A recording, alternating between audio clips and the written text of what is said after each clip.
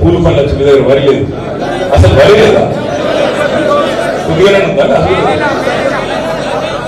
షాబాద్ ఉంటుందా?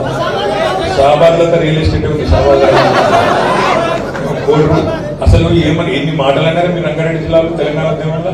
రేట్లు పెరిగాయి, రేట్లు పడిపోతాయి. ఏమైనా రేట్లు పెరిగిందా సేవలో మొత్తం? నేను నాగరంగా అంతా నడిస్తే ఇంకెపల్లిగా ఛాయ్ తాగుదామని నేను కొత్తగా అడిగిన. మంచి కట్టుకున్నాం, ఇక్కడ ఇల్లు కట్టుకున్నాం, మరి ప్రజలకు అందుబాటులో ఉండేదానికి ఇక్కడనే ఓటు రాయించుకున్నా, ఇక్కడనే ఉంటున్నా అని చెప్పి సంతోషం అన్న మనకి అట్లే ఉండని చెప్పి నేను అడిగిన.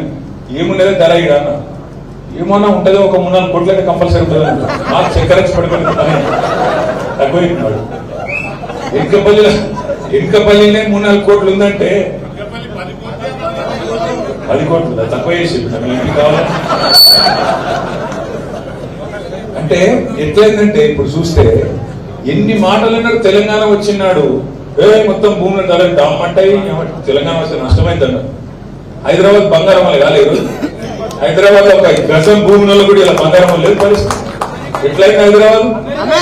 అమెరికాకి వెళ్ళి వచ్చిన రజనీకాంత్ చెప్తుండు చెన్నైకి వెళ్ళి వచ్చి, ఇది హైదరాబాద్ కాదు న్యూయార్క్ అనిపించింది నాకు, సూపర్ స్టార్ రజనీ కూడా చెప్తుంది. కానీ ఇక్కడ ఉన్న మన ప్రతిపక్ష గజనీలకు మాత్రం అర్థమైంది. అట్లా అయింది పరిస్థితి. సరే మంచి చేసినాం, మంచిగా పని చేసినాం.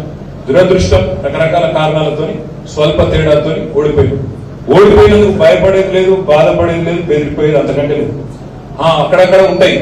ఓ సర్పంచ్ని గుంజుకపోతారు, ఒక ఎంపీటీసీని గుంజుకపోతారు, వాళ్ళని బెదిరిస్తారు, వీళ్ళని బెదిరిస్తారా, నీ బిల్లా పెడతా అంటారు, నీ మీద కేసు పెడతా అంటారు.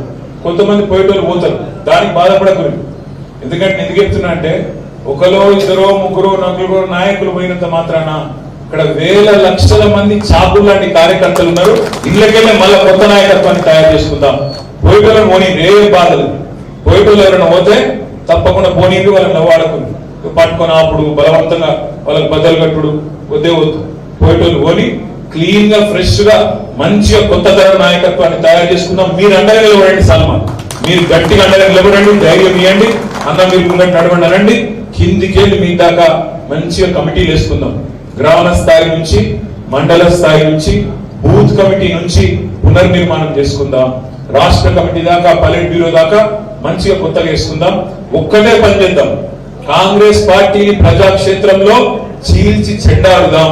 ప్రజలకు ఇచ్చిన హామీలు నిలబెట్టేదాకా, ఒక్కొక్క హామీ నిలబెట్టేదాకా వెంటాడుదాం.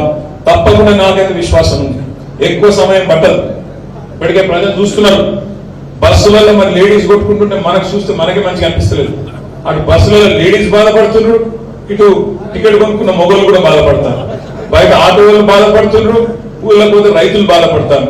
కాబట్టి రాష్ట్రంలో ఈరోజు అప్పటికే ఇంత 50 రోజుల స్వల్ప వ్యవధిలోనే ఈ ప్రభుత్వం కావాల్సినంత వ్యతిరేకత ముట్టగట్టుకున్నది. ఇంకా కూడా తప్పకుండా రాబోయే రోజుల్లో జరుగుతాయి. ఇప్పుడు మా రంజిత్ రెడ్డి అన్న ఒక మాట చెప్పింటే నేను సవరించబోతా ఉన్నా. మీరు తప్పు చెప్పారు లెక్క. మహాలక్ష్మి అనే పథకం, ఒక్క మహాలక్ష్మి అనే పథకం, నేను మీ నాయకులందరినీ కూడా కోరుతున్నాను, మీరు మాట్లాడేటప్పుడు లెక్కలు కరెక్టే చెప్పాలి. మనం మాట్లాడేటప్పుడు ముఖ్యంగా, ఎందుకంటే వేదిక ముందు కూర్చున్న మన తమ్ముళ్ళు కానీ చెల్లెళ్ళు కానీ వాళ్ళు కరెక్ట్ వినాలి, వాళ్ళు కరెక్ట్ గా అర్థం చేసుకోవాలి, కింద కూడా కరెక్ట్ గా చెప్పాలి. మహాలక్ష్మి ఒక్క పథకం, అందులో 3 ఉన్నాయి. ఫ్రీ బస్ ఉన్నది, 500 రూపాయల సిలిండర్ ఉన్నది, నెలకు 2500 రూపాయలు ఇచ్చే ఇంకో కార్యక్రమం కూడా ఉన్నది. మొన్న ఓట్ల లెక్క ప్రకారం శాసనసభలో మన రాష్ట్రంలో మహిళలు 18 ఏళ్లు నిండిన మహిళలు 1,57,00,000 మంది ఉన్నారు. ఒకరు కాదు, ఇద్దరు కాదు, 1,57,00,000 మంది ఉన్నారు. మీరేం చెప్పారు ఎన్నికలలో? ప్రతి మహిళకు నెలకు 2,500 ఇస్తామని చెప్పారు. మరి ఇవాళ ఎదురు చూస్తున్న వాళ్ళు ఎంతమంది అంటే 1,57,00,000 మంది మహిళలు. 1,57,00,000 మంది మహిళలకు మరి నెలకు 2,500 ఇస్తే నెలకే 4,000 కోట్లు అవుతుంది. సంవత్సరానికి 48,000 కోట్లు అవుతుంది. ఒక్క పథకం 48,000 కోట్లు అవుతుంది. సరే, అట్లా మీరు అన్నట్టు మా బాలరాజు అని చెప్పిండు, ఎవరు చెప్పారు అది లేదు నాకు, కొన్ని ఫిట్టింగ్లు పెడతారు. నీ ఇంట్లో టీవీ ఉంటే బంధు, నీ ఇంట్లో ఎవరు చెప్పారు ఇది బందట అది బందట కొరిలు పెడతారు. మరి మనం ఊక్కుందాం సపరేట్గా. ఎందుకు చెప్పలేదు? ఎలక్షన్ ముంగట సంతకాలు పెట్టి ఉప ముఖ్యమంత్రి ముఖ్యమంత్రి సంతకాలు పెట్టి గ్యారంటీ కార్డు ఇచ్చింది.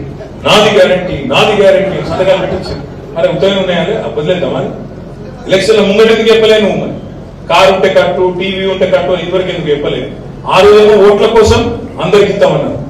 మనం ఇంటికి ఒకటే పెన్షన్ ఇస్తున్నాము అంటే ఏమన్నారు ఆ రోజు? 200 పెన్షన్ 2000 చేసినాము కాబట్టి భార్యకు భర్తకు ఇయ్యలేము, ఇద్దరు ఒకరికి ఇచ్చినా మంచిదే కదా, మీరు ఇచ్చింది 200 మేము ఇచ్చింది 2000 కదా, 10 రెట్లు ఇచ్చినాం కదా, ఒకరికి ఇచ్చినా మీరు ఇచ్చింది అనుకంటే 10 రెట్లు ఎక్కువ కదా అన్నాం అంటే ఆ రోజు ఏమన్నారు? ఒకరికి ఎట్లు ఇస్తారు, ఇద్దరికి ఇవ్వాలన్నారు. చెప్పారా లేదా? 4000 రూపాయల పెన్షన్ భార్యకు భర్తకు ఇస్తామన్నారు. ఇంట్లో కోడలు ఉంటే కోడలు 2500 ఇస్తామన్నారు. చెప్పిందా చెప్పలేదా? మరి రేపు ఒప్పుకుందాం సపరేట్గా భార్యకు భర్తకు వృద్ధకి 4000 ఇవ్వాలన్నా ఉందా? ఇవ్వాలి. మరి చైతన్యవంతులు ఎవరు చేయాలి? మనమే చేయాలి. ప్రతిపక్షం ఉన్నప్పుడు మన మాత్రమే చెప్పాలి.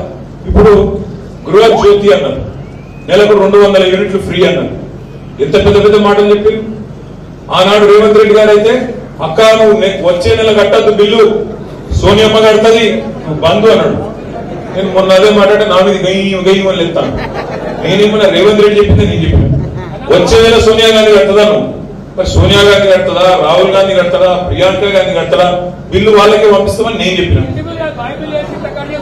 బాయి బిల్లు కూడా కట్టించడం మా తమ్ముడు చెప్తుంది. ఇంకొక మాట మీరు ఆలోచన చేయండి. వెంకటరెడ్డి గారు చెప్పారు, కోమటిరెడ్డి వెంకటరెడ్డి గారు అన్నా మరి ఎలక్షన్ల ప్రచారం అయిపోయినాయి, మీ దగ్గరికి ఎవరైనా అధికారులు వచ్చి మీరు నవంబర్ బిల్లు కట్టకుండా డిసెంబర్ బిల్లు కట్టకుండా అధికారులు వచ్చి బిల్లు అడిగితే వెంకటరెడ్డి చెప్పిండని చెప్పండి అన్నాడు ఆయన. మరి చూపెట్టుంది, అదే వీడియో చూపెట్టు, వెంకటరెడ్డి గారు చెప్తూ మేము బిల్లు కట్టమని చెప్పు. ఈ మాట అంటే నన్ను బట్టి విక్రమార్క గారు తిడతాను, విధ్వంసకర మనస్తత్వం ఉన్న వాళ్ళే ఇట్లా మాట్లాడతారంట. అరే నేనేమన్నా భయ్, మీ వాళ్ళు మాట్లాడి, మీ వెంకటరెడ్డి మాట్లాడిండు, మీ రేవంత్ రెడ్డి మాట్లాడిండు, వాళ్ళు మాట్లాడిన దాన్ని నేను చెప్తే నన్ను తిట్టబట్టే. నేను మీ అందరినీ ప్రార్థించేది మనం గుర్తుపెట్టుకోవాలి కొన్ని పాయింట్. మీటర్కు 200 యూనిట్లు ఫ్రీ అన్నారు. ఇప్పుడు కిరాయిలు ఉంటాం, ఒక ఇంట్లో 4 కుటుంబాలు ఉంటాయి.